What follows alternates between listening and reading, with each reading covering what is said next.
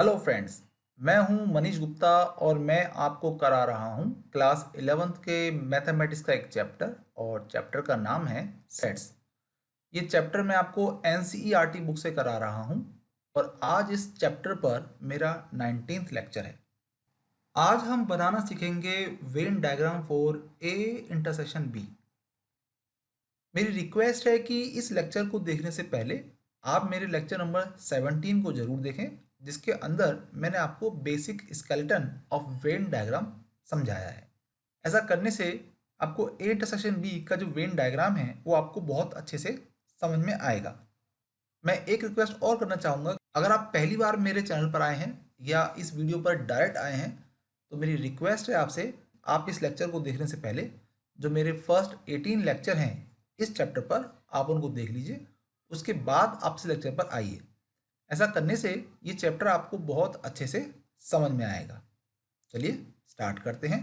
चलिए अब हम बनाएंगे इंटरसेक्शन वी के लिए वेन डायग्राम। काम हमें वही करना है कि जो दो सेट हमें दिए हुए हैं हमें उनको पहले पहचानना है कि जो दोनों सेट हैं वो डिसजॉइंट सेट हैं या दोनों सेट नॉट डिसजॉइंट सेट हैं या एक सेट दूसरे सेट का सबसेट है। ठीक है, तो मैं वही एग्जांपल लेके चल रहा हूँ।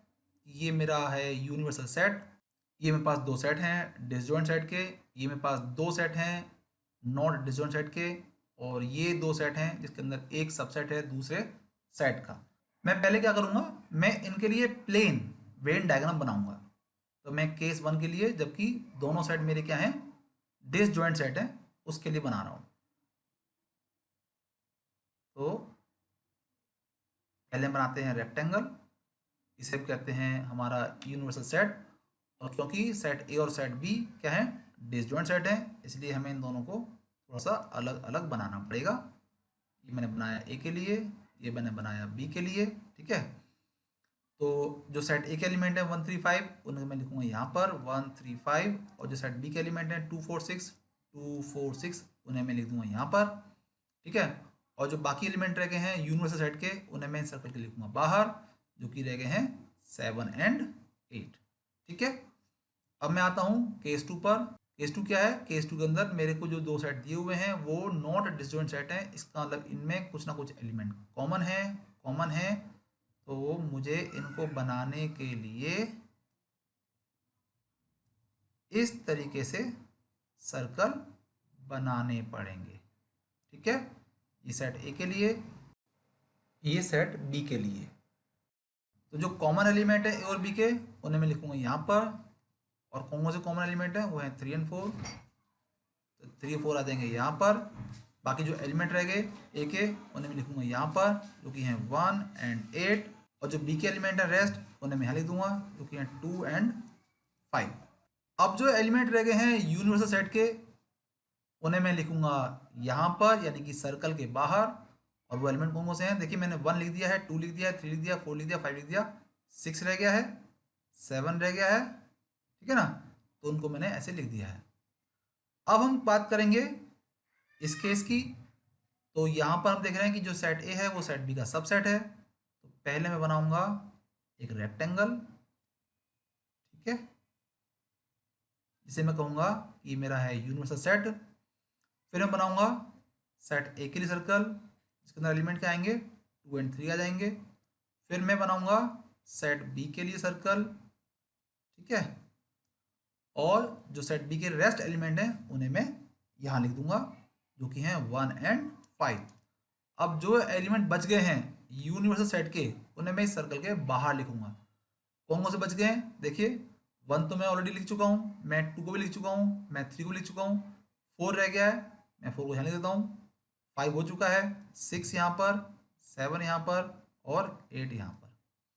अब ये तो सिर्फ मैंने क्या किया है कि मैंने ये देखा कि ए और बी मेरे डिसजॉइंट सेट हैं तो मैंने ऐसे बना दिया, ए और बी मेरे नॉट डिसजॉइंट सेट हैं तो मैंने इसको ऐसे बना दिया, ए सबसेट है बी का तो मैंने इसको ऐसे बना दिया है।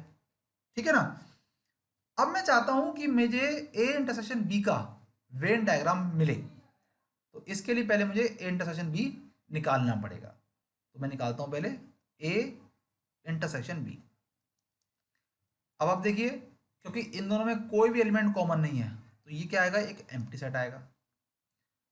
मैं यहाँ पे निकालूं ए इंटरसेक्शन बी, तो मुझे क्या मिलेगा, मुझे मिलेंगे एलिमेंट 3 एंड एलिमेंट 4, तो 3 एंड 4 कॉमन है। अच्छा मैं यहाँ पर निकालूँ ए इंटरसेक्शन बी, तो मुझे क्या मिलेगा, मुझे मिलेगा एलिमेंट 2 एंड एलिमेंट 3। अब मैंने आपको बताया था कि जब भी हम कोई ऑपरेशन लगाते हैं तो हमें शेड करना होता है, और शेड हम क्या करते हैं, शेड हम करते हैं उन एलिमेंट्स को जो ऑपरेशन लगाने के बाद हमें मिले हैं। तो यहाँ तो मुझे कोई एलिमेंट मिला ही नहीं है, तो मैं यहाँ तो कहीं भी शेड नहीं कर पाऊंगा।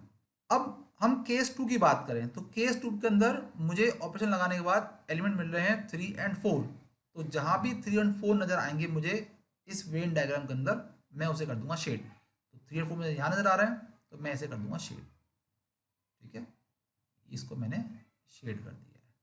ठीक है, अब आते हैं केस 3 पर। तो केस 3 में इंटरसेक्शन का ऑपरेशन लगाने के बाद जो मुझे एलिमेंट मिल रहे हैं वो हैं 2 एंड 3। तो वेन डायग्राम के अंदर जहाँ भी मुझे 2 एंड 3 नजर आएंगे मैं उसे शेड कर दूंगा। तो 2 एंड 3 यहाँ पर लिखे हुए हैं सेट ए के अंदर, मैं इसी पार्ट को कर दूंगा, शेड कर दूंगा। तो ये हो गया Venn diagram for A intersection B के लिए। ठीक है बच्चों, मुझे पूरी उम्मीद है कि जो आज आपको मैंने पढ़ाया है वो आपको बहुत अच्छे से समझ में आया होगा। अगर कोई प्रॉब्लम है या किसी कंसेप्ट को समझने में कोई दिक्कत है, परेशानी है, तो आप मुझे कमेंट बॉक्स में लिखें, मैं उसके ऊपर एक सेपरेट वीडियो बना के आपको दे दूंगा।